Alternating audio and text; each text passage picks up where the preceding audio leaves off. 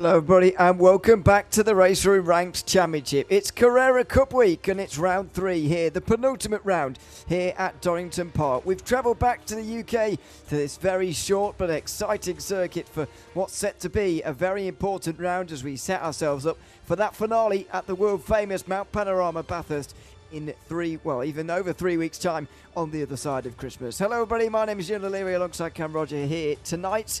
And we're looking forward to bringing you a couple of races of action once again. Welcome on, Cam. Good to have you with us for the Carrera Cup once again. I'll be here, of course, for the last couple of rounds of this championship, and you're joining me for this one around Donington Park, a place I'm sure all of us from the UK and watching this know very well. It's a short circuit, of course, but it flows really nicely, and it should race very well as well. Yeah, it's a very sort of high flow track, if that makes sense. There's not a lot of slow corners around here. Slowest corner is really the first one at Redgate, and then is really high speed, medium speed throughout, and it should hopefully bring us some great racing. As you say, there's going to be a few tricky, awkward overtaking moments around this track, but definitely looking forward to see how they play this one out. Yeah, absolutely. There is the track itself, just over 3 kilometres around here. And as you can see, we're using the national layout, which means lap times are in the 1:06 6s at best at the moment. Let's have a look at the schedule we've got for tonight as well, of course. We've got qualifying currently ongoing, and then a couple of races tonight. 20 minutes, first of all, and that's coming up in about 10 minutes time, and then race 2, which will be 30 minutes. Interesting change to this one, Cam, with regards to, well, it's a change from last week anyway in the MX-5s, and it's different every time. No reverse grids this time around, which just changed things a little bit. Changes your mindset for race 1 and going into that second race. Yeah, the result of race 1 is the grid for race 2, so it's almost like a stage break as such. Then we bring everyone back to the grid and then we go again. So it is quite an interesting strategy, because if you get a 5-10 second lead on your opponent in that first race, then that all comes back to 0 by the time you get to the second race. So it's certainly an interesting one, of course, with the way the points work as well. So behind the scenes, there's individual points for each race, and then the combination of that is then what we give out for the overall winner of the event. So you do need to actually think about both races. You can't just go out in qualifying, try and get all the points in race 1, because race 2 is very important. Yep, and yeah, as you say, points aren't scored based on races, so bear that in mind over the course of the 2 we have tonight. And let's also have a bit of a look at what we're going to be going to in, well, I said 3 weeks earlier. It's more than that. It's the 17th of January, our finale here at Bathurst. We're going over 2 years, I guess, for this season of the RaceRoom Ranked Championship. It is officially 2023 Season 2, I suppose, but we are finishing in 2024, just about in January. Bathurst is a very interesting place to have a championship finale, I've got to say, Cam. It's a very unusual circuit, but very, very famous. And I'm sure it will provide a good show as well. These Porsches are pretty well suited to that circuit as well, I would say, because of the way that they race and because of the way that track is. It's going to be an interesting one around there at Bathurst as well, but a difficult place to go into there, you know, searching and fighting for a championship, because there are enough unknowns as it is, even without a championship finale to worry about. Yeah, I'm not going to lie, that's going to be a difficult one. It's, as you say, kind of does suit the car overall, but it's still a tricky place to drive. It's so easy to put in the wall around there. And this is why this race tonight at Donington might be important, to get those points on the board, because you could very easily lose them at Bathurst. And you don't want to be chasing a score or a position at Bathurst. It's so difficult to be making those sort of lungy moves there. So I think that really puts in stone that tonight is sort of the consolidation round. This is where you want to, especially for the guys at the top of the championship like Ottaviani, Wittbert, well, he's not here tonight, but Blankenberg as well. They want to be getting those points today so they can make sure it's just a 1v1 fight.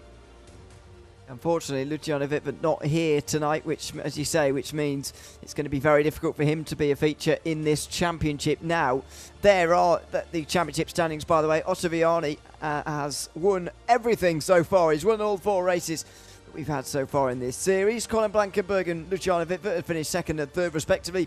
Martin Petterman is at 4th, just ahead of Villa Crevi in 5th position there. As you can see, a big gap back to even Crevi and Petterman. I reckon by the end of today, we might only have Ottaviani and Blankenberg mathematically in contention, because after all, at the end of today, you need to be within 50 points of the championship leader to even stand a chance of taking the title at Bathurst in a few weeks' time. That puts a lot of pressure on not only the people on this screen, but people who have dropped outside the top 5 as well, like Victor Straetmans, David Nemchek and some others as well. Yeah, and especially as we're being told that Martin Peterman has a bit of an injury as well. So that is potentially going to hamper his speed or maybe his consistency over a long run.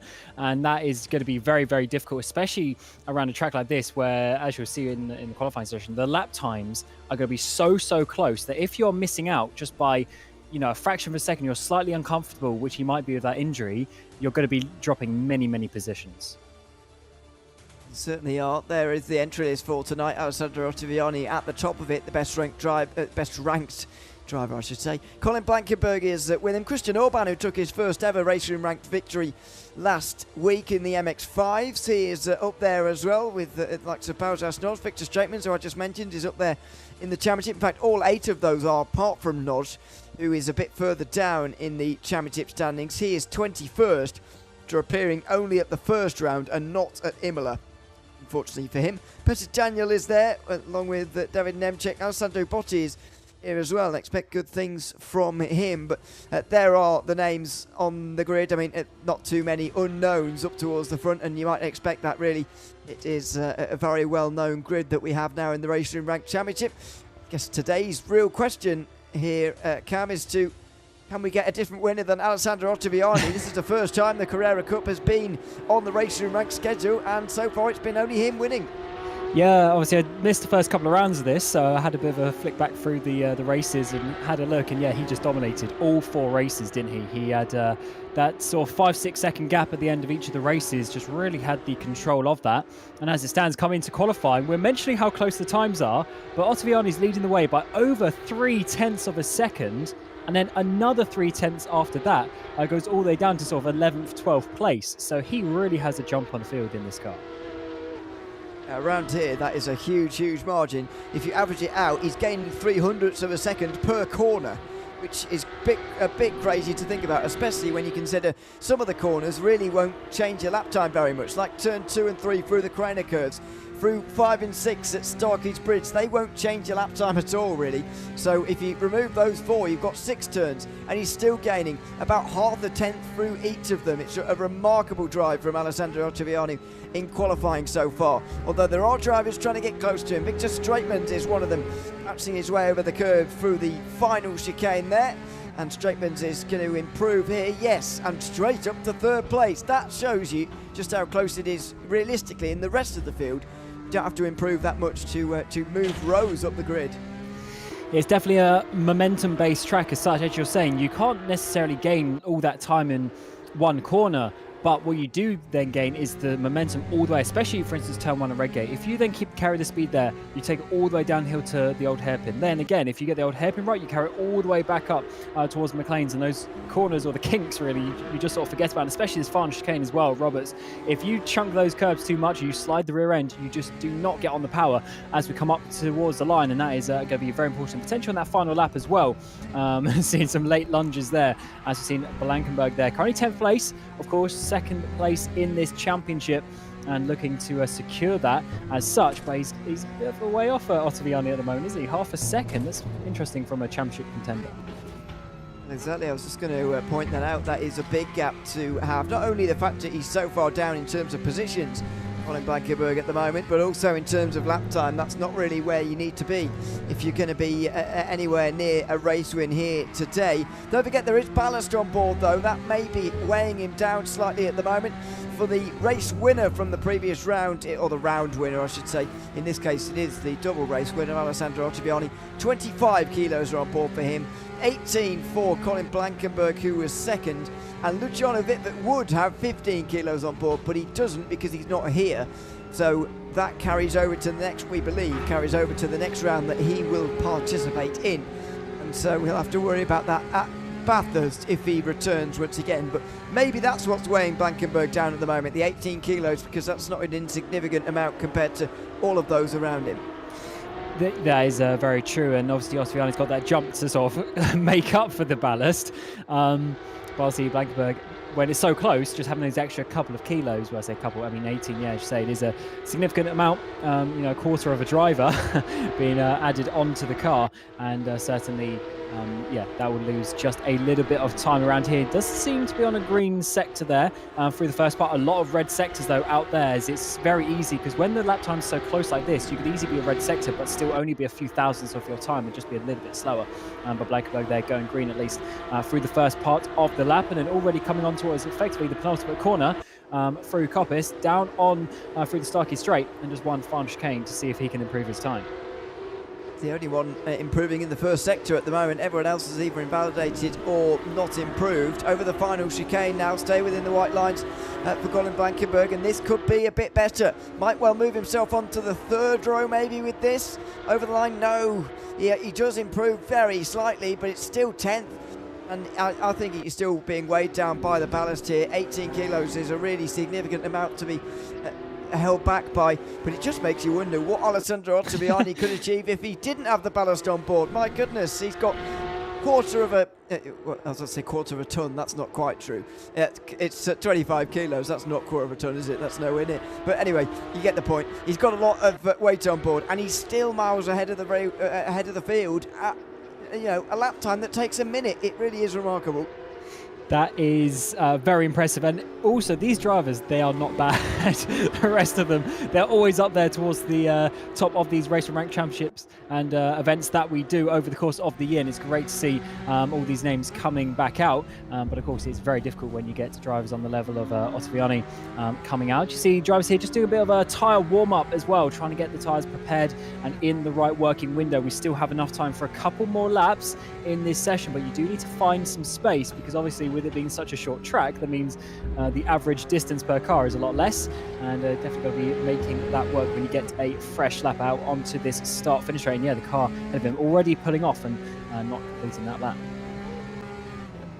It looks like that's awkward. Well, that's exactly where you want to be as well, isn't it? It's a very awkward pit exit here for qualifying. It's not particularly for the race because you can see it coming from quite a way out, but for the qualifying it's not particularly great because it is legal to, and you do generally want to use pit exit when you're turning in for turn one. Yeah, you certainly do. It's turn one here is actually a little bit more than 90 degrees. So anything that you can do to widen the radius of that and get it as open as possible, you want to do. And obviously with the pit the pit exit being right there, basically on the racing line, with some nice fresh tarmac that you can use, it keeps the car nice and settled, opens up the corner. But of course, it's a bit of a risk here with drivers coming out of the pit lane trying to come and do their final laps, as we see Naj come down to this final corner. As it stands, 8th place, 4 tenths off. But if he improves, even just by half a tenth, he's jumping about 3 places, which just shows you how close it is. And look there, the final chicane over the curbs. It is actually quite flat on this version, so definitely see the drivers using that up towards the line. It's going to be 7 tenths off, so yeah, a bit slower than what he's got, but maybe improving on the next one. Let's see, Victor Straitman seems to be improving on this one at the moment. He's only at 300ths, less than 300ths away from Christian Orban in second right now. Victor Straitman could very well get himself a front row start with this lap time here, and that's exactly what everyone else other than Alessandro Ottaviani has got to aim for. There is the sort of what would you call that, very light blue and black livery for Victor Straitmans. He's slightly slower in the middle sector though, still on course for second. Can he get onto that front row? Yes, he just about gets there by 4 thousandths of a second. What a close qualifying session this would be if you remove Alessandro Ottaviani. Yeah, this would be absolutely incredible, but yeah, the ability of Ottaviani right now is absolutely insane. Straitmans is actually quite good. He's in a bit of a championship battle for that 5th place.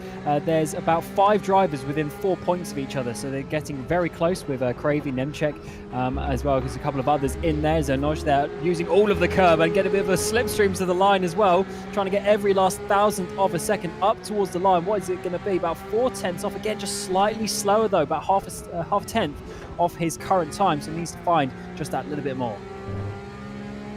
And doing that right now is Alessandro Botti, I should say. Not even similar. They make their way towards the line at the moment. 17th for Botti is quite a long way back though. We'd expect to see him. He was up there in terms of our best ranked drivers we have here, and that's a bit more like it. 12th place for Botti, although he did lose 3.5 tenths just in that final sector, which is quite a long time to be losing in one single sector at this track. And I think the final sector here is basically only the final corner as well, the final chicane. So definitely showing how you can really master that chicane and gain some, gain some extra tenths there if you get it right. And of course, as we've been mentioning, getting that momentum onto this front straight where Mackenberg goes up onto the second row of the grid as the session finishes. Well, we've got the session still going for a few, but it doesn't look like we're going to get any great improvements. I think Mihanej is the closest one to doing so, but I'm not even convinced he's going to get over the line in time.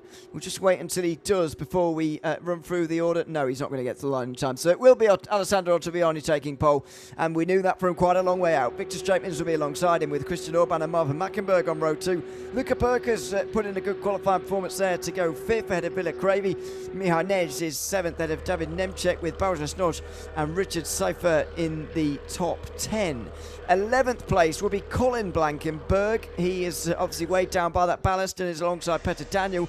And Sandro Botti quite a long way back in 13th with Yannick Schaefer 14th. Francois Obratal is in 15th ahead of 5 Germans. Ferdinand Coughlin, Martin Petterman, Frieda Brunn, Patrick Dees and Leon Lacer all rounding out the top 20. Ludovic Clare is in 21st ahead of Martin Hlavner with Edouard Gilbert in 23rd and Jacek Kowalewski 24th. The 23rd row is Tim Roche and Radosław Piatkowski. Jesper Ontis alongside Gasper Misch on the next row ahead of Daz Higgs and Maxime Birkenhout. Then it's Bruno Ornelas and Charlie Monk with Michael Klein and Ole Janssen rounding out the 34-car grid. It's actually a very large grid today, and it's going to be well, it felt pretty busy in that qualifying session. It's going to be pretty busy in the race as well, I would imagine. 2 sprint races of 20 and 30 minutes.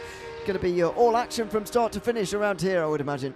It really is, and looking how close these lap times are, I think we're going to see some big trains, but in a good way. We're going to see loads of cars up towards the front and pushing each other along. Obviously, a decent amount of slipstream around this track as well, with a lot of sort of flat-out straighter sections. But as we mentioned with the momentum, look out for people making mistakes in Redgate Turn 1 at the old hairpin, and then the curves coming after them. Look at you trying to get side-by-side into the next braking zone. It's going to be tight, and it's going to be very difficult to make the moves cleanly around here. But if you can master it enough to slide up the inside, then you can really start making some moves. But what they all need to look out for is not battling too much in those first laps and let the likes of Ottaviani get off cleanly and get a few seconds gap. Well, what is the key to beating Alessandro Ottaviani here? Because he's been so unbeatable so far this season. Just wonder whether there's anything that anyone can do to try and beat him this time. Get ahead of him on lap 1, to be honest, I think is the only way. If he has a half-second gap by the end of lap 1, then that's going to be very difficult looking at the pace that he's got so far this season and also today. So I think whoever is there on that second, third row, they really need to be trying to get past. Well, Victor Straitmans has got the best chance of doing that. He's on row 1 with Ottaviani in that second place, and he's going to need that great launch off the line to use that Porsche traction and get ahead of Ottaviani into turn 1, even with the outside line. Race 1 here at Donington in the penultimate round of the Carrera Cup here for the RaceRoom Ranked Championship is underway. Ottaviani with pole position takes the nice line in towards turn 1, and he should have the lead as well. Even though Straitmans did get a better start, he's only able to get to the outside. Ottaviani skates into the corner though. He's gone a bit wide, a rare mistake from the Italian, but he's not punished for it. Straitmans has to tuck into line. We go down the hill now through the Craner curve for the first time. It's single file inside the top 5 or so, and it's been a relatively clean start, unfortunately, until you get to the background where there was a slide down the hill there for somebody. It looks like though everybody's got through the old hairpin for the first time safely. Just about there's Nemchek holding on. It's got Balish Noz just up behind. They're trying to slide the way through. I think it's a Schäfer down the inside. Couldn't be able to make it move and make the move stick as they're all making sort of contact up towards McLean's in towards Coppers now. This goes out onto the back straight for the first time. This is where you want to be getting the run. Patrick Dees and Charlie Monk has gone off the road, I'm afraid, on the way in towards McLean's there, unfortunately, so that's a shame for them. They'll be at the back of the field. We go back to the leaders, though. Ottaviani has a second already, very nearly. Straitmans is in next, ahead of Christian Orban. Then it's Luca Burke and Mihai Než, who's just fallen off the back of those guys slightly. Into turn one they go. They're pretty much nose to tail, but Ottaviani has held the lead. That's exactly what he had to do, and that's exactly what the others had to try and avoid here. But unfortunately, Straightman just wasn't quite good enough on the traction out of turn one to get alongside going down the hill.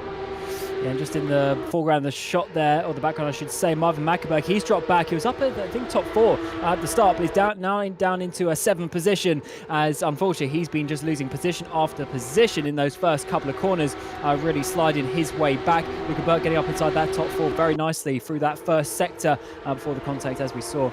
Seen some drivers up there in towards McLean's this time around. Lap 2 looks a little bit cleaner though, but as you say, it's Ottaviani in that grey and green machine pulling away, but this 4-car battle in behind is looking pretty tasty.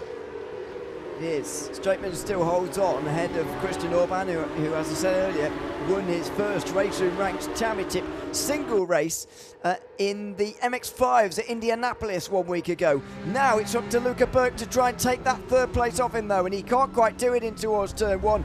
He chooses to stay behind Mihai Než, had a look to the outside of the Slovenian there as well, which was never going to happen, unfortunately, for Než on that occasion. He's experienced glory in the RaceRoom Ranked Championship in the past as well, has Mihai Než. He was champion of the BMW series, of course. You remember way back in season 1 of 2022, but still yet to see him win a race in the RaceRoom Ranked Championship. Winning a single race so far hasn't quite happened for him. This is the second group. It's got Marvin Mackenberg at the front and David Nemček, oh, down his inside. I thought he was, but apparently not. And Bałtas Nagy is now right on the back of him as well. Yeah, Mackenberg really struggling here as Cravey's got up the road, but already 1.5 seconds, and now there's what, sort of 5 cars in behind him, and Nemček all the way down to Schäfer, I think that is, or maybe even Peter Daniel just on the back of this little train as they come. It's actually 6 cars coming down in towards the final chicane, almost a look there up the insides. Nemček has a bit of an awkward line as he's going to get a bit of a bad run. Botti's going to be all over the back of him coming up towards the first corner. Well, what a stack up that was. Colin Blankenberg has probably got the best run of everyone here. Going down in towards turn 1, but he's got nowhere to use it. Here come the dives. Down the inside goes Nagy, but can't quite make the move. Side by side between Botti and Peter Daniel.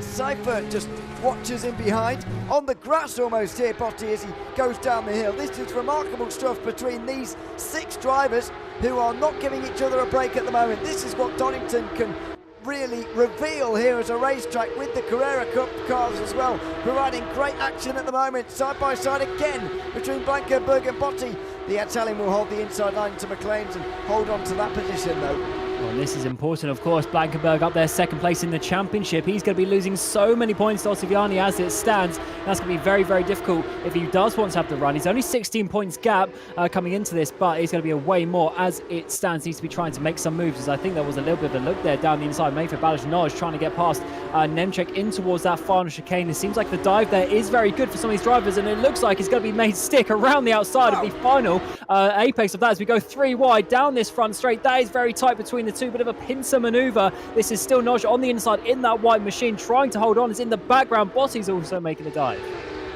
And that was Peter Daniel who's trying to make 2 overtakes in 1, but he hasn't quite. Oh, he has got it done out of turn 1. So Nagy has to tuck in behind, and Peter Daniel basically benefits from his hard work there.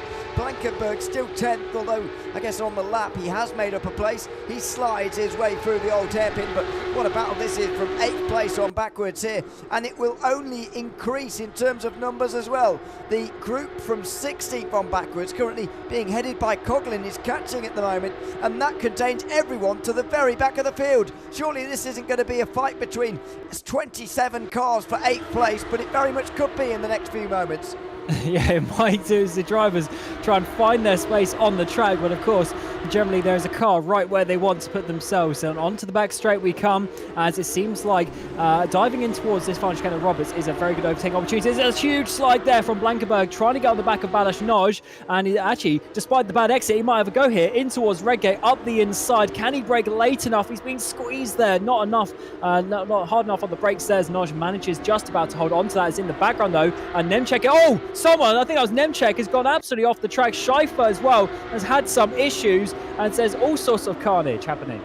Oh, he rejoins and just leaves enough space for everyone to file through on the inside. That could have been a lot worse, and he is up to speed now, which is good to see. Edouard Gilbert heads his way down the inside again, though, to rub salt into the wound here at the old hairpin. Side by side they go. Oh, more contact, and oh wow, he was very nearly around again.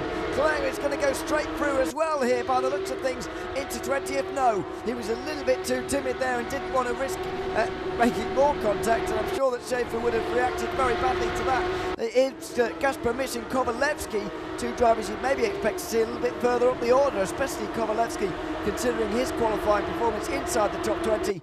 Unfortunately, he's back here at the moment with Gaspar Misch, who's one of the best rated drivers in the field. There's Botti. He's now well outside the top 10. I don't know what happened to him through the chicane, but he had such a bad exit from it. Yes, Botti also is getting past some places there. This is absolutely incredible racing between these guys. There's Nemchek that he just got past in towards turn 1, and it really does seem like you can't make any mistakes at all. They're punished so hard in this car. You really just wiggle the rear end, you can't get on the power, and you lose all your momentum going up the next straight, and this track is exaggerating that quite a bit as well. As down the hill in the background, we're seeing some battles continue. There's Braun in that 17th position. He's on the back of Leon Lysa coming up the hill through Starkey's Bridge and up to Schwantz, but actually in the background of him is Havner, who's trying to get the run in towards McLean's, diving up the inside. It's a very good opportunity there because you really open up the corner, but not this time around. I think this is the first time really to take a breath throughout this race, because we've had 8 minutes so far, still 12 to go, and it's only raced one of two here in the Carrera Cup. Further back up front, by the way, Alessandro Ottaviani still leads as he makes his way over the line. Oh, off the road goes Bojas Noj.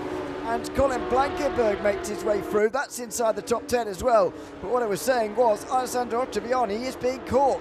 The gap is just over a second, and it's probably the lowest it's been since the opening couple of laps. Christian Orban is high on confidence after last week in the MX-5s. He wants another race win in the RaceRoom Rank Championship, and right now he's closing on Ottaviani, who I'm not sure whether he's pacing himself or whether he is struggling, but he is being caught. It's interesting to see. Oh, actually, first of all, though, Blankenberg gets the run through the old hairpin up the hill. He's got the inside line, actually, for these couple of kings. Now through Schwantz curve in towards the braking zone for McLean's. He's got that place done, and that's 2 places now in that last lap, despite that big slide on the rear. Blankenberg, your second place man in the championship, is coming back up the field slowly but surely this year now. So he's got 3 seconds up ahead of him to Marvin Mackenberg. Now needs to get his head down and start catching that gap. But yeah, you were saying about Ottaviani. I think maybe Orban is coming for this one. It's certainly not increasing as much as we saw, considering he had a 3/10 advantage in qualifying. I wonder whether it's a legacy of the ballast and that it doesn't really, weigh him down too much for the qualifying. But over the course of the race, will it just put that extra pressure on the tyres maybe that he's struggling with? But you wouldn't imagine he's struggling with tyres after just 10 minutes. That seems a bit too short of a time to be struggling with that. Maybe he's just managing them in the hopes that they don't fall off later on. But the difference between qualifying and his domination there, and his lack of domination, I guess you could say, through the first part of this race so far, is clear for all to see at the moment. As that's Cravey dropping down. Interesting to be on the right-hand side there, coming up the hill. Must have really lost the rear end. Potentially contact with another driver up there. He's dropped outside of the top 5 battle. As Botti there goes a little bit wide in towards McLean's, and Nemchek has that move easily. And in the background is Petman actually having a bit of a look now on towards Botti, the blue and green machine in the background there. But I think he's just about able to hold on. Remember, Petman, we do believe, is racing with a little bit of an injury, so maybe not at full speed, considering he's up there in 4th place in the championship as he flashes the lights coming down towards the final chicane, trying to put a little bit of pressure on Botti. That was a bit wide from Petman, unfortunately. There's going to be no pressure there now because of that mistake through the chicane. Finally, we might have a chance to breathe, but not too much. That was a big save from someone out of the chicane. We're going side by side now between Hladner and Braun in towards turn 1. It's late on the brakes from Hladner, and he's going to go right round the outside, although with the better line, Braun will get through. Edouard Gilbert watches on. Oh, doesn't try to get involved quite on the way down the hill there, although could have done. To the old hairpin now, a slightly defensive line taken by Hladner, but not really intentionally. Now he will tuck in line, and we go back to the battle for 3rd place, because I think Victor Straitmans is starting to cave to the pressure of Luca Burke. They are losing time to the leaders in this battle. Yeah, that's the issue when you start fighting. You really just start to lose time. You lose that momentum. You don't do the fastest lap times. You focus on each other, and then the drivers ahead just pull away a little bit as that gap between Ottaviani and Orban is stable at about 1.1, 1.2 seconds. But what is not stable is this position for P3. As Straightman says on the inside line, he's got Lukenberg trying to go wide, get the up and under, get the run down the hill. This might work out. He's got a shorter line through the Kinks first, through Hollywood, then it'll be through the Craner curves and down towards the old hairpin. Can Lukenberg use that momentum? We have the inside line all the way down the hill, and he should have that one stuck, and he made that work. Lovely bit of racecraft there, but can he keep it up the hill? He's got a little bit wide. It looks like Straightman's is struggling a bit more compared to what he was in qualifying. Unfortunately for him, Burke should hang on to this place now and will hold on to the current podium as things stand. Yellow flag in the last sector for Patrick Deist again. This time he's off with Piatkowski at the exit of turn 1 by the looks of it. Looks like he's getting back on again, as is Piatkowski on the way towards the Craner curve. So that looks to be all sorted, but we've got cars covering almost, well, more than half of the circuit at the moment here at Donington. It's a very short way around here, and so there'll be a lot of laps. We're already on to lap 12, but no lapping for this one, I would imagine, not throughout the half an hour of race 2 either. Shouldn't be too much of an issue at traffic, but certainly is traffic for your own positions. The gaps from positions outside the top 10 are remarkably small. It's basically one long line from about 10th to the low end of the 20s. Yes, it's yeah, a little bit different out there for some of the some drivers so far, and it's just something that they have to contend with over the course of the race. Of course, 7 minutes to go in the race, and still plenty of positions to be sorted out. And it seems like after having that big train a little earlier, we split up into these little groups of cars. This one on screen at the moment was Petter Daniel, Blankenberg in front, Noj behind, but also a little bit further down with this battle. Gilbert's got Havner just up ahead of him in towards McLean's, having a little bit of a look there up the inside, ever so slightly tight, trying to slow him down. There's Schaefer in behind trying to recover from his little spin they had earlier. Is there some, I think, a little bit of contact? Oh, there definitely is contact there, coming in towards the braking zone. Gilbert way too late on the brakes, barely made the corner himself. Schaefer off again, I'm afraid, and drops way outside the top 20, who dropped right the way to the back of this train entirely, which is really not good news, I'm afraid, there for Schaefer, who drops far away from where he wanted to be. Back to some of the other battles inside the top 10 at the moment. Colin Blankenberg has done all right so far in this race, actually. He's now 7th, and he's salvaging a championship, you could say. Started the day 16 points behind Ottaviani, and clearly right now he's going to lose some more today. You would imagine so anyway, but he's salvaging something, and he's getting quite a few places in the race so far. Yeah, it definitely shows you how some racecraft is really what you need in a series like this. It might be some sprint races, but the races are long enough that you can actually make some positions back up, and especially with the wiggliness, if that is a word, of this car, is really unstable on that rear end. If you can just keep that a little bit more balanced than other people around you, get that sort of consistency going, you really can start to make up some positions. In towards that final chicane, a little bit of a look there from Noj on Petter Daniel, just trying to get his rival offline. Gets a great run though over the bumps in the final chicane, but unfortunately I think he hit the back of the blue and yellow car in front of him. Couldn't use that momentum onto this front straight, as Daniel was just a little bit slow there. A huge send though up the inside in towards Redgate, but Daniel slices that one off to defend. He gets his nose chopped off, unfortunately, Ballast Noj, so it can't go through there. Petter Daniel holds on to that position. He's currently tied for 9th in the standings, by the way, with Mihai Nej. Is Petter Daniel 49 points back from Alessandro Ottaviani already, with Ballast Noj, as I mentioned, only having been there at one of the rounds so far. These two have kind of broken away from the rest of the field, who are in one long line at the moment. It's Edouard Gilbert and also Hlavner just in behind as well. Martin Hlavner of Slovakia down there in 19th position there as well. There he is, the Procar Motorsport Porsche at the moment, and there is a yellow flag unfortunately for Schaefer again, who's having a bit of a disaster now in this first race, and unfortunately that means he'll start race 2 from a long way back as well, because as we know there's no reverse grid. Just 4 minutes to go though, and as Ottaviani crosses the line, it's probably going to be 4 laps to go as well as things stand, and he has held everybody off so far. It's not been complete domination.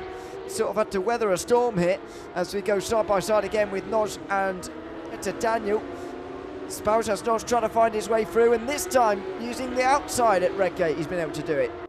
Yeah, certainly, certainly has, as it seems to be a really good sort of part of the track. Actually, that first corner is it seems to be what sets you up actually for the first part of this lap. It really is the important one to get those runs down the hill, and it seems that he used that to good effect to get up into 8th position. That might be the best that he can do, though. With just 3.5 minutes remaining, that's probably about 4 laps, including this one. And I don't know if that's going to be enough to catch down Blankenberg and Mackenberg just up ahead. But if they start battling, you never know. Because actually, Blankenberg, he has caught Mackenberg quite a bit. I believe that gap was about 1.5 seconds, we said at one point, and then that is only a few tenths now. Yeah, he's really motoring in the race now, is Blankenberg. It's why I'm speculating, or sort of taking back my comments that Ottaviani is struggling because of the ballast, because clearly Blankenberg is doing a lot better with the ballast in the race than he was in qualifying. I guess people respond to it in different ways, but even so, the drastic difference between them is visible at the moment. Blankenberg looking for that 6th position, and it makes you wonder where he can get to in race 2 as well. I reckon he can get second over the next half an hour, because as he said, Cam, this end of the first race to the start of the second is a somewhat stage break. I know that people don't, well, I don't like it from NASCAR, but it's sort of what it is. Only you get a bit more points for this, really. It's sort of a full rounds points, or a bit more of a full rounds points system, I guess, for round 1 compared to round 2 here. However, it does work the same. It will bring everybody a bit closer to Blankenberg, and if he thrives in the second race, as he has done in this one, then he might well be able to get second. Yeah, I do actually like this. Of course, in sim racing it's a bit different, because in real life you have a couple of hours between the race, but here we do it back to back, and it really just keeps that race going, and it brings the gaps all back together. So I really actually like that format in many ways, as it does give the opportunities for people to do well in this race and then carry that momentum forward going. They're not sort of reversed around or anything like that. It is just a straight battle as you get to 2 minutes to go, and this is very close between the Germans. Coming up towards the first corner at Redgate, up the inside, there's Blankenberg and the Red Machine trying to find a way through. And he's just trying to get Mackenberg offline here, I think. Trying to do that the often move that we see around here, getting the run down the hill, but I don't think he's got the momentum this time around. So he needs to try and do something to get Marvin offline. He's getting the run, though, getting a bit of momentum, just backs out of it, braking a little bit earlier to try and get on the throttle earlier once more up the hill, which he has done. He's definitely done that. He's done it to the absolute textbook, and into McLaren's. Blankenberg may have an opportunity, although Mackenberg is putting his car in all the right places, which it's relatively easy to do there, because you're changing direction and you are actually twisting and turning on the way towards McLaren's. Then you can actually put your car in the middle of the road to ensure that the driver behind you doesn't get their nose along slide anywhere. Blankenberg with another good exit from the top of the hill there, around turn 8 and onto the straight towards the final chicane. He's not going to be able to do it into here. Be one more lap for him to try this. He's got a better line through the chicane and a better run, although Mackenberg's car is in the way. Blankenberg with not the run he was expecting. Yeah, he was actually a little bit too close, which is quite ironic in a battle like this, where the margins are so small. Look how wide he's gone, though. He's going to try get tight to the apex, get on the power, as actually Mackenberg missed the apex a little bit, but Blankenberg not close enough to capitalise on that. As you come down the hill, 30 seconds left to go in this race. Can he find a way through? He's trying to do it again, slow down a bit early, get the nicer run, get the nicer racing line as you come back up the hill. It's a bit wide from Mackenberg again, and Blankenberg may well find his way through, although he's not really close enough on this occasion. Into the final sector now is Alessandro Ottaviani. This should be his last lap of this opening race of the evening. We'll see if it is. It's going to be quite close, but I think the checker flag will wave at the end of this lap for the Italian. Into the final chicane come second and third as well. Christian Orban looks like he's going to just about hang on there, but Alessandro Ottaviani, his 5th win in 5 races in the Carrera Cup for the RaceRoom Rank Championship in 2023. Christian Orban and Luca Burke join him on the podium. It's another dominant one for Ottaviani, where he wasn't really challenged, and Mackenberg will just hang on to 6th. What a race we saw up and down the field, and really great to see some of these overtakes, and really the drivers having to work hard for them as well. You have to get the driver offline, and it's certainly not an easy car to race and not an easy track to race around, but I think that's going to open us up nicely for another 30-minute coming. But there is your top 10 with Ottaviani winning. Yep, 2 seconds over Christian Orban and Luca Burke. Victor Straitman's dropped to 4th in the end, with Mihai Než coming home a bit lonely in 5th. Mackenberg just held on from Blankenberg for 6th there at Bowser Snodge, Petr Daniel, and rounding up the top 10 for the first race is Richard Seifer. Then it's David Nemček, who was 11th out of Alessandro Botti. Villa Crevi down in 13th. That German contingent that qualified together have stayed together again. Martin Petterman led Ferdinand Coughlin, Freda Brun and Leon Lisa over the line. Frenchman Edouard Gilbert rounded out 18th place with Martin Lavner, and Tim Roche rounding out the top 20. Josef Kovalevsky just missed out on that with Ludovic Clare in 22nd. Jesper Onsis sped up some places to 23rd, as did Gasper Nish. Das Higgs is up to 25th ahead of Bruno Cornelius and Radoslav Obratal. Michael Klein was 28th out of Maxime Buchenhaupt and Charlie Monk. Yannick Schaefer ended the race in the pit lane as far as I can see, but still was 31st, ahead of Ola Janssen, Radoslav Piatkowski and Patrick Dietz as well at the end of that one. Everybody finishing on the lead lap, which is encouraging to see actually, within 50 seconds of each other as well. There was a lot going on in that race, and it could have seen quite a lot of retirements on another day, or indeed with another group of drivers, but everyone kept it relatively clean and it was a good one to watch. Yeah, it certainly was. There wasn't, as you say, there wasn't as many sort of spins or massive crashes as I was expecting, considering the massive train of cars that we had as well. So I think we're opening up to a nice evening of racing. And to be honest, if we continue like that, I think we're going to be seeing some lovely overtakes. And it seems that maybe it's because there's no sort of massive hard braking zones really around this, because I remember when I was looking back, especially the Hockenheim race, coming in some of those really tight races, the cars are like wiggling all over the place. Because we don't get that so much, I think the drivers can keep that sort of consistency going a little bit longer. Yeah, possibly so. This is, of course, the warm-up session now, just a minute between races, and we'll be getting into the second one very, very soon. We just had the first 20-minute race, in case you're unaware of what's going on tonight. No reverse grid, though. We'll go straight into the half-an-hour second race right now, in a minute or so, and it will be with the same starting grid to what we saw with the end of that first race. Now, we'll have Christian Orban alongside Alessandro Ottaviani instead of Victor Straitman, who was second in the first race. Wonder whether the Italian will be challenged this time, and whether a 5th race win in a row will be taken, or a 6th race win even. He's just taken his 5th. Whether a 6th race win in a row will be taken away from him. I don't think that's going to happen. We'll certainly see, because Orban was looking very fast. And Ottaviani generally was winning the races by about 5 seconds or so on average. But for that to be obviously about, what was that, just under 2 seconds in the end, I think that's looking really good. But it's just one of those things, as I was mentioning in the previous race, you've got to get ahead of him early on. If you let him go out front and lead the race, control the pace, then he can just, slow down by that half a percent. That keeps him comfortable, and that just makes his job a little bit easier. There is the car, by the way, we didn't have a look at early on. Just over 500 brake horsepower for this new generation of the Porsche 911 GT3 Cup car. You can find in RaceRoom now. It's very, very fast these days, the Porsche Cup cars, almost on GT3 pace. Certainly if you have this car in the right hands and a GT3 in the wrong hands like me, I bet these guys are quicker than me in a GT3, let's put it that way, because it's a very, very fast car these days, the Porsche Cup car, and they, as we've just seen, race very well with one another. We're seconds away now, though, from finding out how well they race with one another. For half an hour here at Donington Park. 3 races to go in the RaceRoom Rank Championship Carrera Cup here for the second season in 2023. Alessandro Ottaviani has won 5 in a row to this point. Can he make it 6? As the lights will go out in the Midlands, it's Donington Park for round 3 of this championship, and we are underway. Somebody has gotten absolutely nowhere off of the start there, unfortunately, but Ottaviani certainly has. He's off to a great start. It's Orban versus Burke in towards turn 1, and it's going to remain level, but Luca Burke, who prevails in the end. Christian Orban, instead of moving forward, has actually been shuffled backwards by 2 places. Certainly has. As Blankenberg there finally gets past Mackenberg, as he's trying contact though slightly further back. So Nodge gets spun around, and all the cars are going to have the momentum up the hill. He's really lost time as Blankenberg is taking that speed up this hill, trying to get on the back of Mihai Neg as well. That'd be a great result for him on this first lap. But in the background, everyone's diving up towards McLean. Says Botti on Petr Daniel. A hard, aggressive move. Contact is made, but he might have it stuck. Well, and here we go with Cypher as well, as he's trying to follow through on the way up the hill. That was very aggressive around the outside from Daniel, but it needed to be, and it was it's sort of timid from Botti as well, as we almost go side by side as well towards the chicane. Let's see what happens here.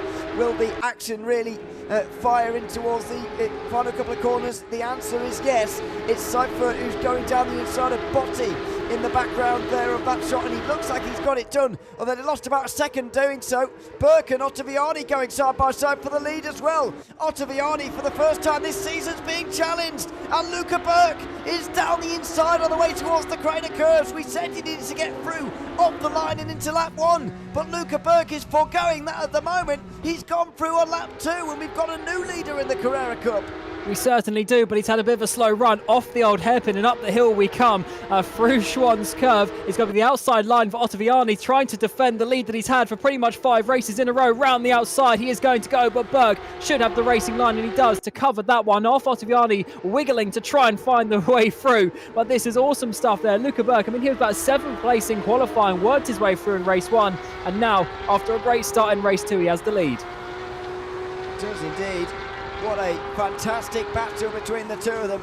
This could be a huge race, as Ottaviani now is having to race Luca Burke, but he's gone over the chicane. Got to be careful with that. And Luca Burke now has got to see this as his opportunity to get away from the rest of the field. We've got drama here at Donington Park. Luca Burke may well now take the initiative and take this race win away from Alessandro Ottaviani. What is the Italian going to do? Now he's in 2nd place and chasing in this race. This is working out to be an awesome one, and lovely to see how we're going to see this unfold over the course of the race. Of course, the race doesn't to stop in a couple of laps' time. It goes on for another 27 minutes, and this needs to be a cool, calm head from Luca Burke if he wants to hold on to this. But look at this train of cars further down the field, exactly what we saw in race 1, from the top 5 all the way down to even probably 30th place. They're all in one long train, and you have to just either work your way slowly up it or slowly back if you start making some mistakes. In the background, though, that's Botti. He's had a huge spin, 3-4 spins around he goes on the exit of McLean's. Well, I think he was starting to slide on his own, and then maybe got helped right the way around, because that was a lot of spins in one, and he's retired from the race, unfortunately. A difficult afternoon for Alessandro Botti, and that's the end of it for him, I'm afraid. Colin Blankenberg is flying now, and all of a sudden he may be dreaming of more than 2nd place. This is a great race from him so far, and he's really starting to make some moves up the field right now. He's closing on Christian Orban, who in turn is closing on Alessandro Ottaviani. Is this the race where Blankenberg, never mind, reduces the damage? Does he gain points on the Italian, maybe?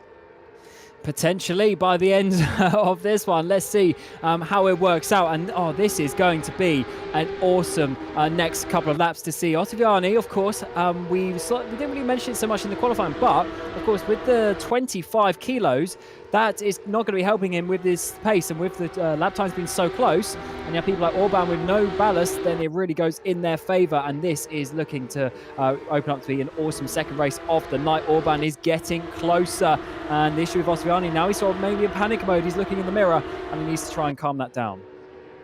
Certainly does. In towards the final chicane, it's just starting to settle down now after 5 minutes or so, with Luca Burke leading. Seeing someone in YouTube, by the way, Cam, mentioning that they've never heard of Luca Burke before, but he's very, very quick indeed. Now, I'm sure you have as well. I've seen him certainly around for a little bit of time. He's certainly not exactly a new guy on the block in sim racing. Maybe I've not seen him on RaceRoom before, to be fair, but it's all driving after all. He is a quick driver.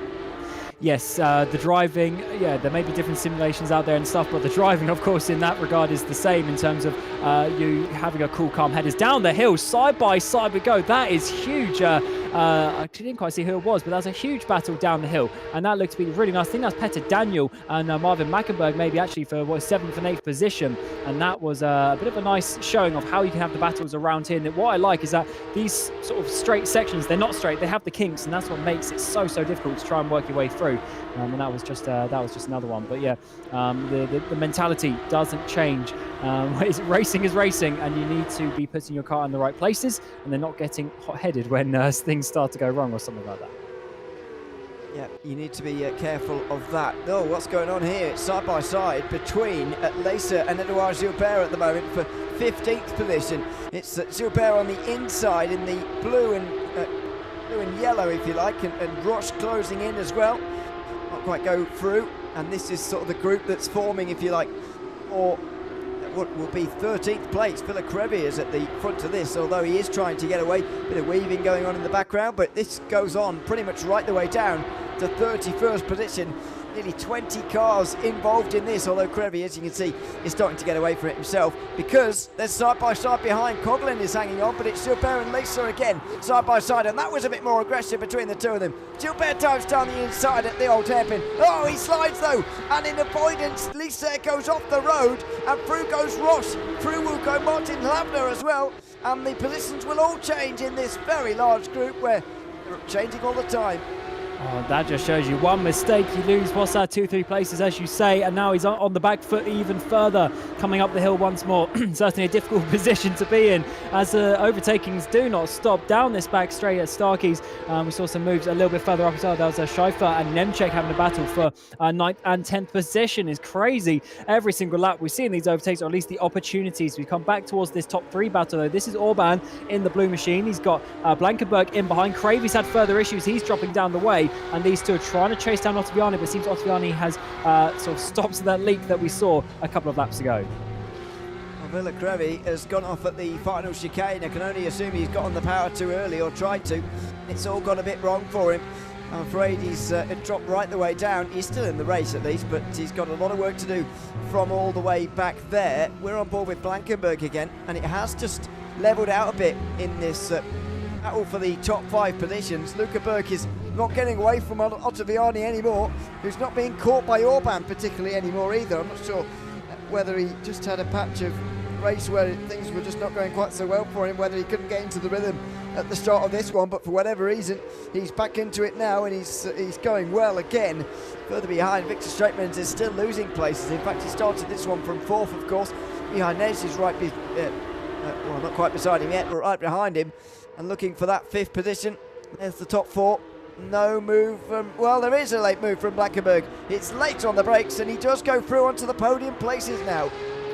He certainly does. Nicely done up into 3rd place, and as he comes down the hill, needs to be looking in his mirrors, because Orban is going to be getting so close there up in towards the old hairpin. And what actually these two have in their hands though is that they do have a fairly decent sized gap behind. They don't really need to be focusing on Straitmans or Neg for that battle inside the top, or inside top 6 for top 5 as it stands. Neg, of course, having a terrible first race. He started this one basically down the back. Now he's up to 6th place, so he's having a great comeback. That's a good race 2 for him so far. Nearly 10 minutes complete now in the 2nd race here. It's round 3 of the RaceRoom Rank Championship Carrera Cup, the 2nd season in 2023. This is the first time we've run this championship, of course, in the RaceRoom Rank Championship's now 4th season history, and it's certainly a good one here so far at Donington Park. Luca Berg leading the way ahead of Alessandro Ottaviani. Colin Blankenberg a couple of seconds further back. There's the gap. I mean, it's not extending anymore. How long can Luca Berg hang on to this for? And is Ottaviani just toying with him at the moment? Is he going to gently reel this one in throughout the final 20 minutes?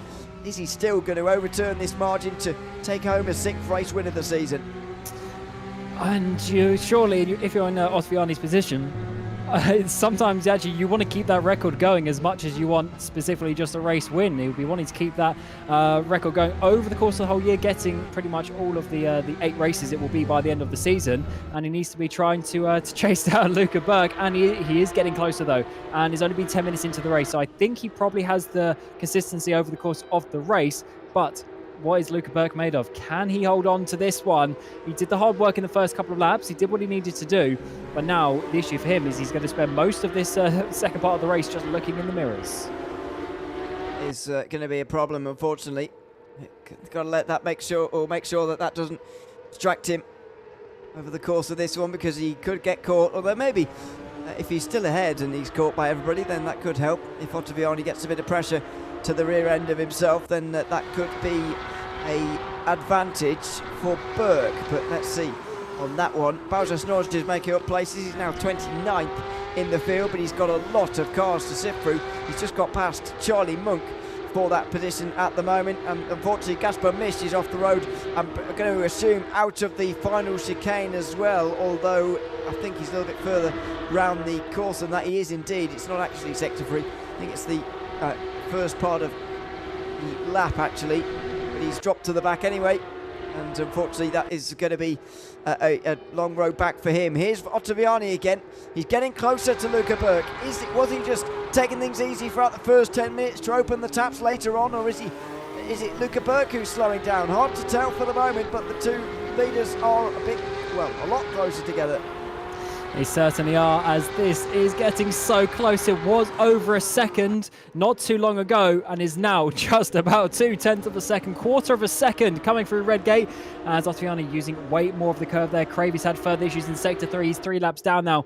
Of course, not the race that he would have wanted as we come downhill through the Craner curves. It did go up by a few tenths of a second there. Ottaviani not able to hold that 0.2 of a second gap. He had a few corners ago. So I think Burke is in a very strong position here. Ottaviani is going to really have to work hard for this one, and it's, I mean, potentially going to be a race where he's chasing this all the way to the finish. I hope so. It's going to be a grandstand finish between these two. Let's hope so. Burke just extends the gap though over the next couple of moments.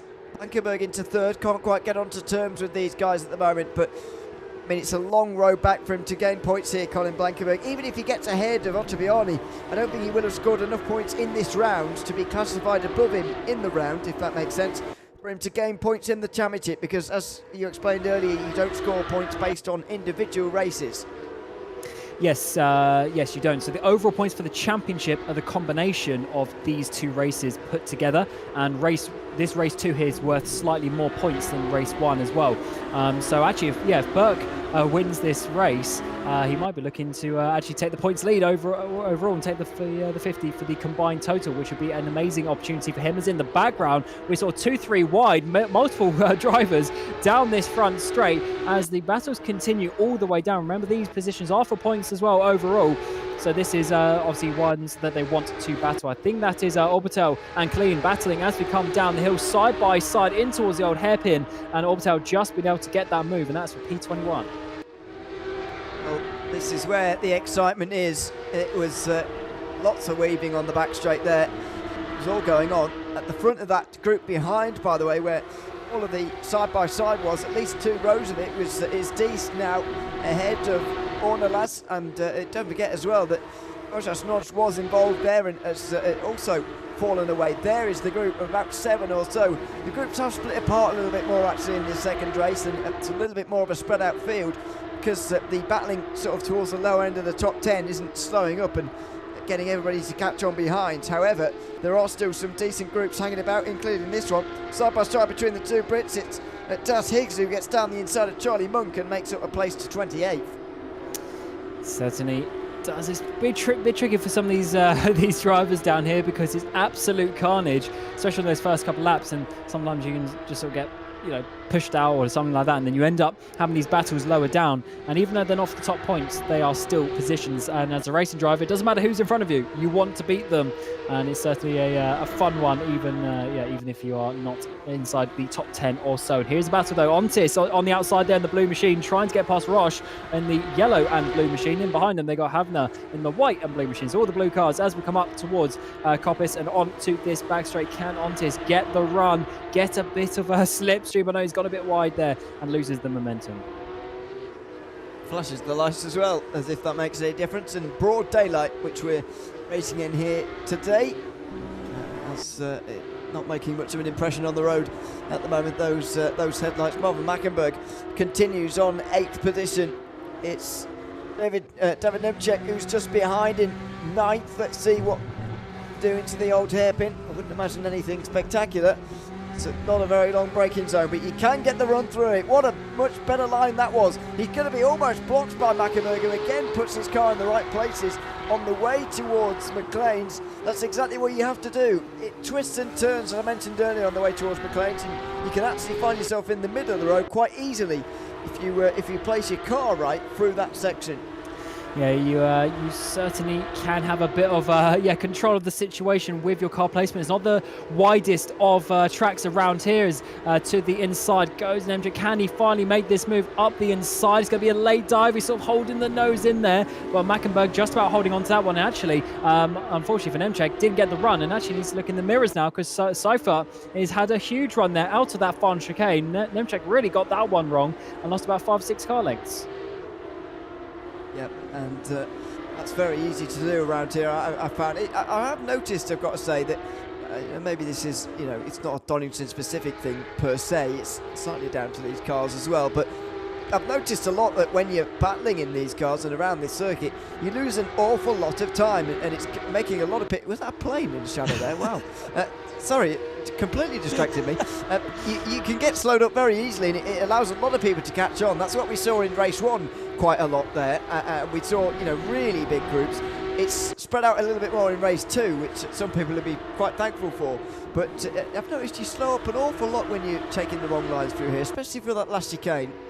Yeah, it's really more major actually than I was expecting, and I've probably said the word too many times now, but yeah, the momentum factor around this track seems to be massive in these cars, and it seems to be really the way of racing as we're getting close for second place. This is Ottaviani being chased down by Blankenberg. Burke has gone up the road by almost 2.5 seconds now. Remember, Ottaviani was about 1/10 back, but that hasn't continued. He's lost the time. And now, as Blankenberg is getting closer, this could be important in the championship. Ottaviani could be losing some points, as you were mentioning earlier, to his championship rival.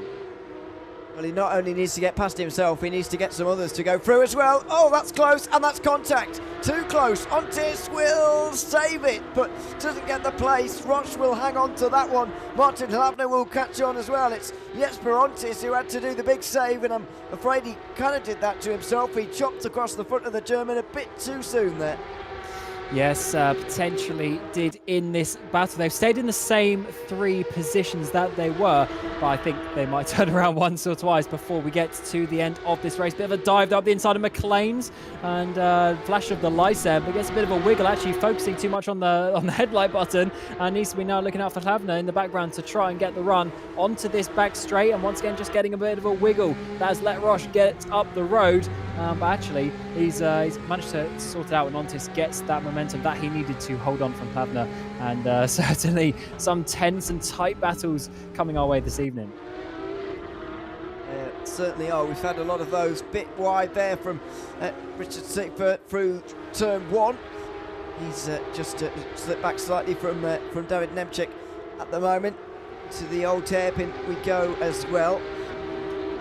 It's a lot more spread out than what we saw in race 1, and actually we're getting towards the end of the sort of race 1 distance, if you like. 20 minutes nearly complete in the second race of the evening, but we're going to carry on for 10 more, and it'll be a half an hour second race. Are we seeing our first different race winner here this evening in the RaceRoom Championship Carrera Cup? Because Ottaviani has now got 2 seconds to close, and that is a big gap even for him to try and bring back.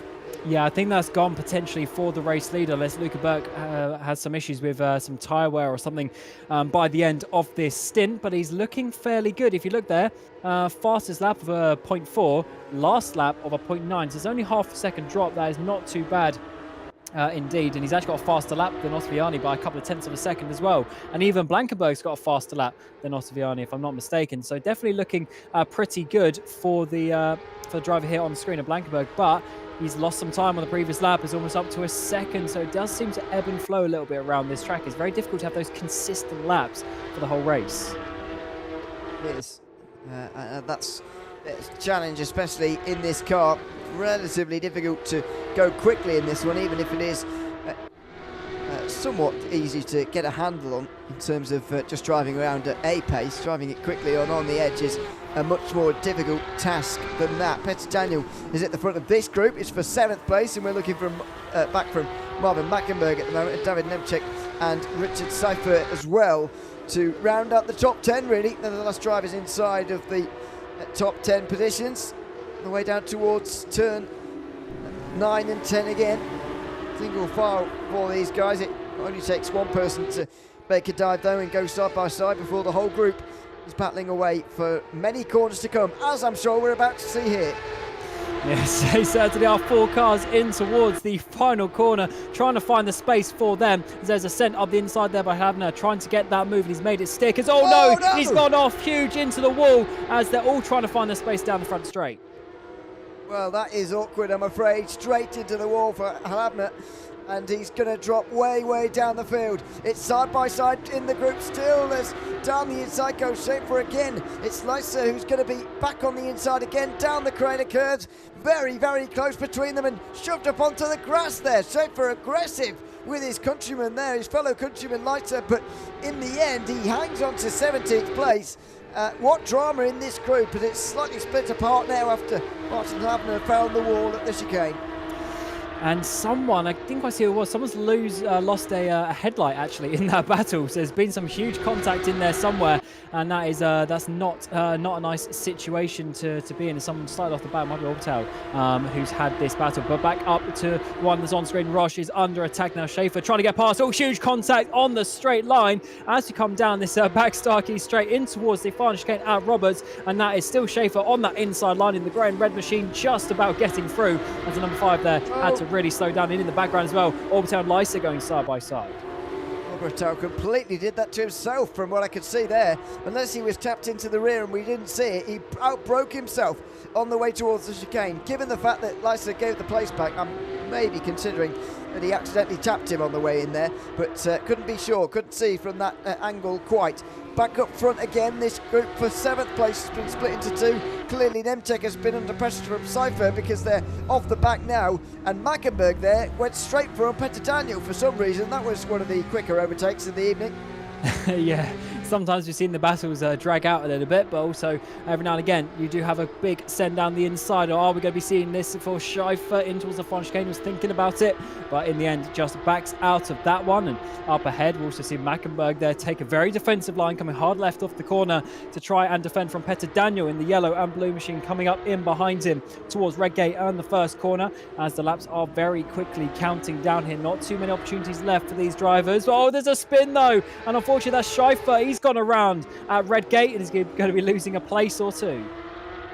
Well, not many, because the field is pretty spread out in this one, so he's only dropped to 11th so far, and he will get on the track again in front of Brown. So into 11th goes Cypher, and that's not as bad as it could have been, we'll put it that way. Back up for 2nd place, by the way. Alessandro Ottaviani's under big pressure from his title rival Colin Blankenberg. What an important battle this is as well. I'm not sure it's going to deny Ottaviani any points really. It may allow Luca Berg to win the round actually ahead of Ottaviani, with Blankenberg maybe getting 3rd, but that's very rough maths and I haven't checked that, so don't quote me on it. Ottaviani gets it wrong a little bit through the final chicane. Blankenberg knows he's got a chance immediately. He tucks into the slipstream and out wide, but it's a long way round the outside of Redgate. Round the outside he'll go though. It's late on the brakes. He's going to hope that the track doesn't just run out of room, and it does. Ottaviani was stern in his defence there of 2nd place. Blankenberg had to try it though, and it was worth the opportunity around the outside. Very risky. Ottaviani really pushed him out, fairly and legally, but really was on the limit of getting his car to that left-hand side on the exit of Redgate to block off any momentum. And it worked because he's been able to hold on to it through the old hairpin and now up through the Schwantz curve and in towards McLean's. He's holding on to this, but it is getting close, and Blankenberg is really looking good actually to get this position, but Ottaviani seems to have the racecraft as it stands and is able to hold on to it. And Luca Berg will be liking this actually, because all this batting does is slow these guys down a little bit and holds on to his lead, but in towards the final chicane. That's a huge run on the outside for Blankenberg. That's not often where we see some overtakes. He's going to try it though, round the outside, just backs out of it a little bit though. He was quite timid there really through the second part of the chicane. He was pretty cautious, didn't want to make contact with his title rival, and in the end raced fairly, and unfortunately for him will drop back. It's allowed Orban to catch up slightly. If Blankenberg can get through and then maybe set the rest of them onto Ottaviani, then maybe he can gain some points and get a bit closer going into that final round. The gap currently 16 points, of course. He'll need to close that realistically. If that extends anymore, he's really relying on Ottaviani having a very bad day at Bathurst in January. Yes, really looking good for Ottaviani in the championship no matter what happens, but certainly some momentum factor and some pressure is good as all these drivers sliding their way through McLaren's, trying to use every bit of that curb on the outside and using up any sort of incident points at this point in the race as well. Orban is getting close. It's turning in towards a three-way battle with 4.5 minutes to go as the laps really start to count down, as Berg actually did gain some time, of course, on that previous lap with all the battling that is happening so far. As once again the slides on the rear end from Blankenberg. He is trying. He is. There's no doubt about that, because this is in some ways, I don't want to say the title's on the line right here because we've still got a race to go, but realistically, if he wants to keep things into his own hands and he wants to carry his own fate into Bathurst, he's going to have to do something here and hope that some others get past Ottaviani later. Meanwhile, this is all going on for 18th place. Leicester's hanging on, and Kovalevsky is getting through on the inside there ahead of Rocha. That's way too late on the brakes. He's made an absolute mess of that, I'm afraid, and Rocha will go straight back through again. How many mistakes have we seen in towards the Robert chicane? Crazy. See how difficult that track is, or that corner is so far over the course of this race. It's really been the one that's caught out the most drivers, I would say. But look at this battle in behind. There's about 8 cars on the screen, all in a train, trying to work their ways through inside towards the top 20. That is clean in that white machine coming downhill. He's on the back there of Buchenhout, trying to find his way through in towards the old hairpin. Such a difficult place to do so, but he actually needs to, because if not, there's cars in behind to take that place off him. There are a lot of cars as well. Everyone down to 30. If Gaspar misses, hanging on to the back of this as well in what's becoming a near 10-car train now for 23rd, and that's side by side as well. As meanwhile, Ottaviani under the most pressure he's been all day. Blankenberg running out of laps though. 3 laps probably, including this one. Yeah, this is getting close, and it's crazy how these gaps have gone up, they've gone down. It's been so there's been so much inconsistency in the lap times. It seems that mistakes are very easy to do so in this car and in this track, and they just have a couple more tours of this circuit to see who's going to get these final couple places on the podiums, because of course Christian Orban is all over the back of these guys as well. It's a three-way battle for second place, as that's a huge slide there for Ottaviani. Can Blankenberg get the run in towards the final chicane? It was looking hopeful through the first part, but Ottaviani sorted it out for the second. Will there be a big dive here from Blankenberg? No, it's a bit too early even now as they go on to the penultimate lap. Lukenberg makes his way through with just over 2 minutes to go. Is he on his way to a race win? It looks like it. Blankenberg now will just get Ottaviani into the middle of the road. He's making sure he defends the inside this time. Blankenberg was able to handle well on the outside last time though. He'll get the run this time, and no, he's nowhere near enough. It's going to be last chance if he wants to use turn 1 again. He's only going through there one more time because we're on the penultimate lap this time. It's a great run down the hill. He's cutting the corner almost at the Crater curves. Round the outside through the old hairpin. Oh my word, you don't see that very often. And Colin Blankenberg has just pulled it off on his title rival, Alessandro Ottaviani. What an overtake that was here at Donington Park. He's up to second, and now he's going to try and set the rest of the field onto his title rival. And this is great racing. What a move. Had to put everything on it. Oh, big slide there as well. Christian Orban might be getting the run. We're going to be coming on to what potentially will be the final lap of the race. And this is getting so close. A four-way battle for second. Ottaviani, he's on his back feet now as Orban is getting close through the final chicane. Actually, Ottaviani does have some pace left. He's trying to catch down Blankenberg, who's all over that chicane as we come on to the final lap. Everyone's all over the chicane at the moment. Lukenberg will surely go on to win this race now, but Alessandro Ottaviani is trying to make sure that second is his. It doesn't look like that's going to happen at the moment. Blankenberg is in that position and sliding his way through his Victor Straitmans. He's surely going to finish 5th. I'm not sure Christian Orban is really close enough to challenge the championship leader at the moment, though. Yeah, Ottaviani is getting closer though, isn't he? Oh, Blankenberg's made a mistake. This might be the run that the Italian needed to get back second place. It's going to be a huge inside run here for Blankenberg. Hold that inside line. Don't let your rival... Oh, contact between the two. That slowed Ottaviani down in towards the braking zone of McLaren's. And it seems like he's just about held on to that, but it wasn't without some drama. Certainly wasn't. Up the hill now in towards turn 8. No overtaking chance here for Ottaviani, but Blankenberg's wide again as he opened the door there. Can he defend into this final chicane? Does he choose the inside or the outside? It looks as if he's trying to see Ottaviani down the inside, and here we go into the final chicane. Oh, he turns in right across the nose and will hold on to second, as up front Luca Burke will take the race win here at Donington Park to become the 24th different driver to win a single race in the RaceRoom Ranks Championship history. But it's Colin Blankenberg who hangs on to a crucial second place with a great overtake around the outside at the old hairpin.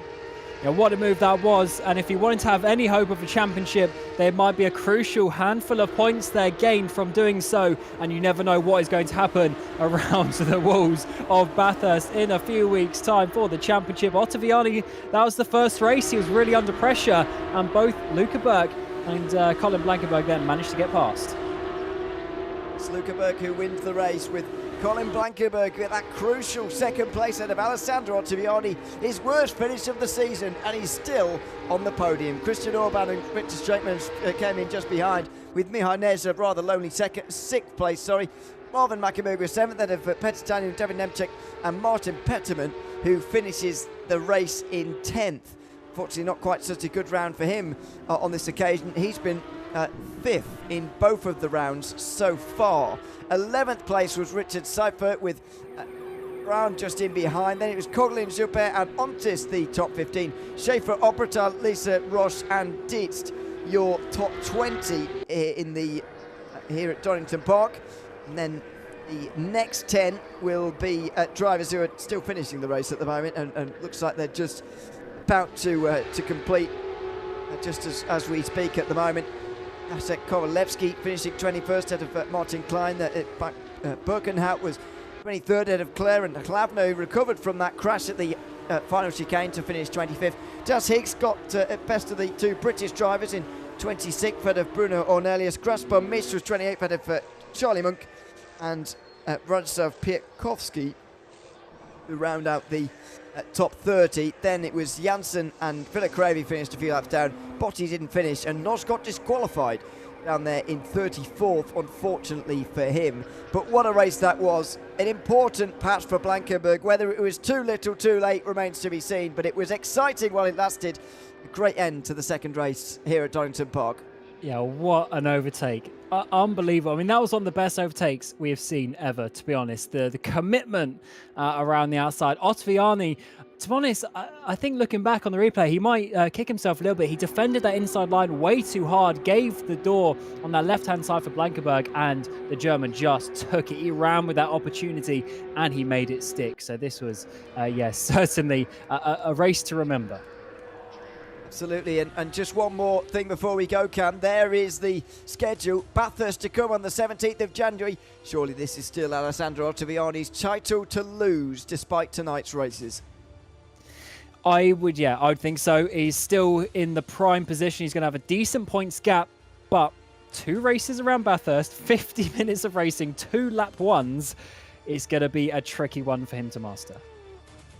It certainly is. Thanks so much to everyone who's been watching here this evening. Make sure you join us again next week for our final broadcast of 2023 in the RaceRoom Rank Championship.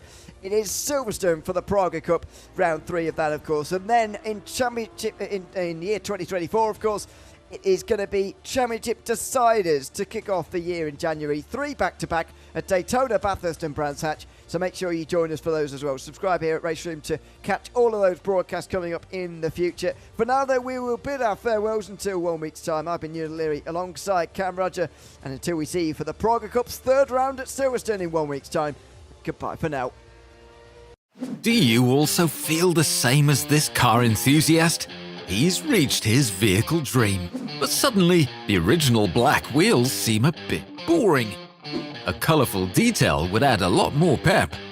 And a little eye-catcher to match the paint would make the car perfect.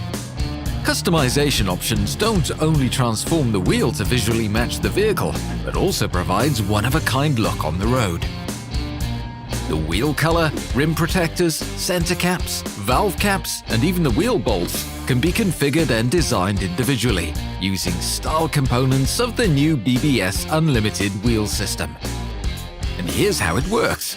The BBS Unlimited base wheels are available in a total of 8 different colours. Whether it be a glossy, satin or polished finish, or from a deep indigo blue to racing gold to a rich bronze. Rim protectors are a colourful detail to visually enhance the wheel, while preventing damage from curb contact. In addition, the rim protectors can easily and quickly be replaced and renewed at any time. In total, 6 different designs are available. The center cap completes the wheel. So how cool would it be if it could also be customized? BBS Unlimited Style makes this possible. It's available in 56mm and 70.6mm diameters and can be applied in a variety of ways with the BBS logo. The center cap is available in 2D or 3D embossing, as well as in several color variations. And with the 3D rotation cover, the BBS logo remains visible to everyone, even when the car is in high gear. The valve caps complement the wheel in 6 different colors. This gives the individual wheel an even more coherent look. You can even choose the wheel bolt in the last step to match the wheel. Available in black, silver, and even titanium. With the help of the BBS Unlimited Style components, you're able to create a work of art out of a conventional wheel, according to your own wishes and ideas. Just take a look at our configurator, and after a few clicks, you can already start designing the perfect wheel for your vehicle. Do you have any questions about customization? Then contact the wheel expert now.